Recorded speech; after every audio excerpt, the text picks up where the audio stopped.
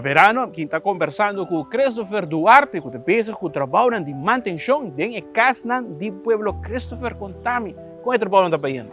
Mas aqui bom, tem uma companhia de construção que se chama Ducor e nós trabalhamos com a base de acaba.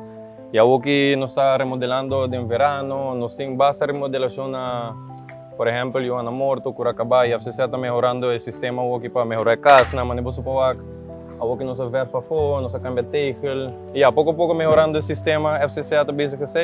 Então, isso para dar ao pueblo melhor vivenda, não? Ja, nós estamos bezig com isso também. Você mira que o habitante está alegre, está a smile na cara na Sim, ultimamente sim, nós estamos falando com a vizinha, a senhora está contente, você nós estamos sendo chaperone, também estamos bezig com o limpe, e nós estamos bezig com isso, por criar melhor dentro do bairro. Sei, nós que mira isso aí, para adelante nós vai.